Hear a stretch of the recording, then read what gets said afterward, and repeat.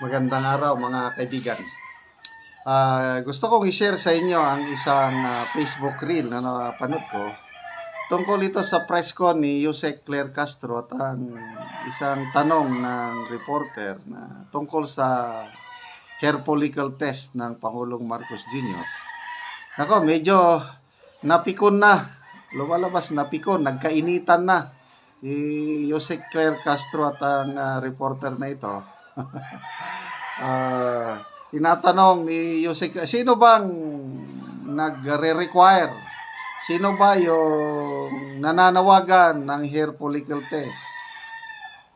Nagmaang-maangan pa ang Yusek. Excuse me. Parang wala siyang alam tungkol sa hinaing, o hindi naman hinaing, panawagan ng maraming taong bayan na hair follicle test na para matuldo ka ng isyo. Tatanong mo sa sino ba? Ikaw ba? Hanggang inakusahan na lang yung reporter na ikaw. Di, sige, ako na lang. Okay, pakinggan natin. Dun sa di umano yung pulveron na video ni Pangulong Marcos. Sabi niyo po kanina ay naimbestigahan na yan, pero biglang iimbestigahan pa ng DOJ at NBI. At napatunayan na po na ito ay fake doon po sa isinagawang pagsusuri from Indian company. Wala po bang plano ang Malacanang, especially ang Pangulong Marcos, na magpa-hair follicle test na siyang hinihingi po para matuldukan na itong issue po ng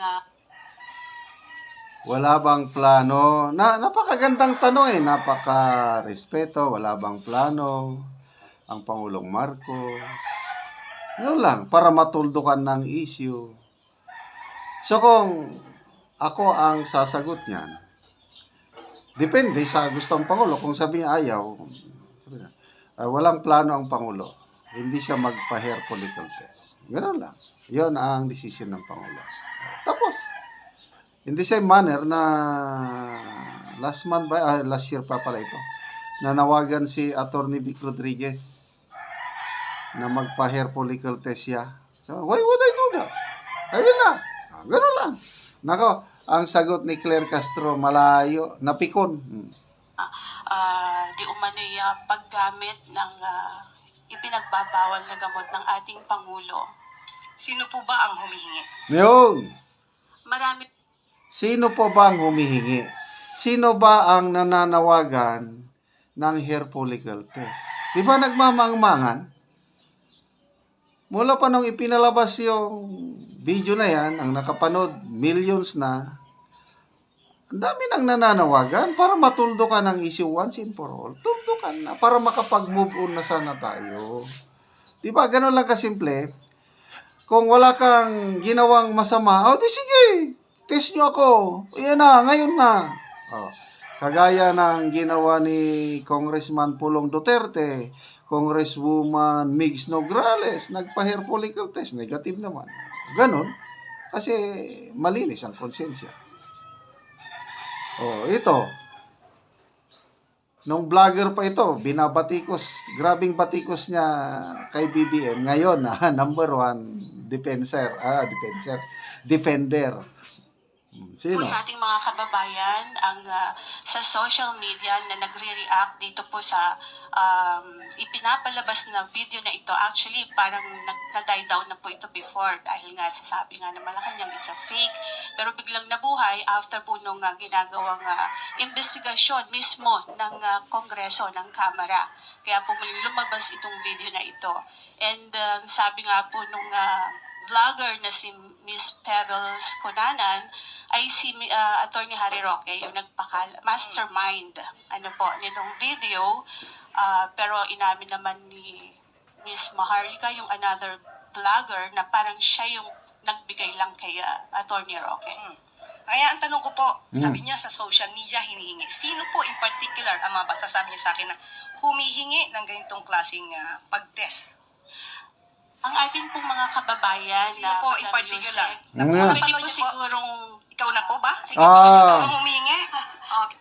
Yun na, ikaw ba ang humihingi? Wala na yon. Tumi, sign of pagkapiko na yon. Oh, Jose Claire Castro, yung araw ding na yon, April 11 ba yon? Yung, kailan ba yung TRICOM hearing? Pinalabas yung pulburon video.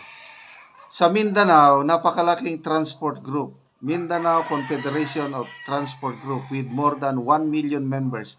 Nanawagan sila ng hair follicle test. Baka hindi alam ni Atty. Claire Castro. Yun ang nanawagan. Malaking grupo. O, tapos sino ang Kaya ito, tinitira lang niya ito kasi sakit sa ulo niya itong reporter na ito. Ito yung sa Net25. Ito yung nagtanong din tungkol sa fake news. May na-verify na pa kayo ng mga fake news. Wala pa. Di ba parang fake news din kayo? Matapang tong reporter na ito ng Net25. Kaya po masabi lang ninyo na merong humihingi. Pero marami po sa social media So, po kayo ay nagbabasa po sa SOCMED, Madam Yus. So, isa ka nga sa humihingi. Isa. Kasi po gusto Sige, tanong ko nga, isa ka ba? Kasi we have to be specific on this. Isa ka ba sa humihingi? Yes. ang mga kababayan po So, natin. isa ka sa humihingi. Actually, I'm a journalist. Hindi Kasi nga, po tanong ako ko humihingi. Pero parang gusto ninyo na meron lang kayong Basihan. basihan. Sino nga po? Kasi sabi niyo po kanina, ay napanood yun niya ata sa social. Opo, Madam Sino po? Yusek, syempre kami po ay mga Pilipino rin. As a journalist, gusto po namin na hindi fake news. Yun pong aming ibabalita sa taong bayan. Okay, so humingi po. Si Attorney Vic Rodriguez, di ba Okay. matagal na rin naman yung hinihiling niyang hair follicle test. Okay, tanong po natin. Ano po ba ang basihan para sa paghingi at i-demand sa Pangulo ang isang hair follicle test? Ito po ba'y may pagbibintang na siya ay di umanong gumagamit ng illegal na droga? Kung may pagbibintang, liliwanagin po natin. Kung may pagbibintang sa Pangulo, yung nagbibintang ang dapat na magpatunay kung may Paano mapatunayan ng nagbibintang? Example, si Atty. Vic Rodriguez. Paano niya mapatunayan na ang Pangulo gumagamit kung hindi papayag ang Pangulo magbigay ng buhok at magpa-hair follicle test? Anyway, ganyan na lang. Unawain na lang natin ang Jose Claire Castro kasi trabaho niya yan. But saludo tayo sa reporter na yon ng Net25. Nakalimutan ko ang pangalan. Okay, mga kaibigan, salamat sa inyong pagsubaybay sa ating channel. Nakakatulong kayo ng malaki sa Tribong Talandig dahil ang sweldo natin sa channel na ito is pantulong sa tribo. Namimigay tayo ng libreng yero at pako para ma-repair ang sira-sirang bahay ng Tribong Talandig sa Bukidnon. Panoorin nyo ang video na ito. Una ni sila ang natagaan og gero. Yehey! Natagaan na ni! Nagigli na ulaman! So sa isinta ni sila kabalay ang naa sa Sitio Garden nga natabangan na og gero. Salamat kay Sir! Tagaan yun ni Kuan Sen. Di nag-give me ang kuan kumuulan. Salamat yun. Sa panalangin ako sa inyo. Lagi ni pangato. Hindi sa namin balay nga kuan. Salamat yun aning Sen. Salamat sa naghatag.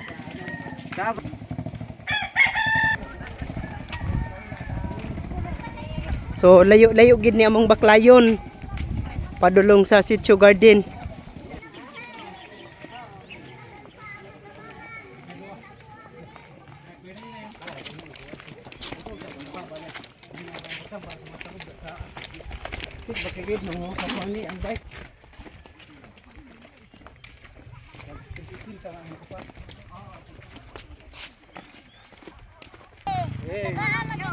Tagaan na ni Siya panalangin na mo. Salamat sa Ginoo. Salamat po sa Ginoo nga sa siya tasan pagkinabuhi. Meron niya daghan sa matabangan. Muna ni ang mga babae. Higa kuan wa na ulan ng kay balay. na among Sen. May dugay na kayo Di yun na ba pagkapalit. Sir? Salamat yun. Salamat kay Sir. O grabe na ang Ginoo yun. Oy Salamat sa inyong yatan. Ako naging mi.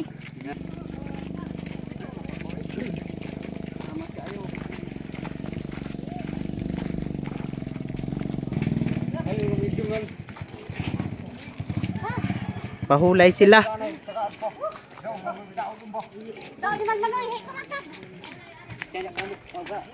Salamat sa sen kay makatop na gid ko sir. Salamat sa mga panangin yatan. Ginoo. Ay sa nagid ang akong abuhan nga nabuslong.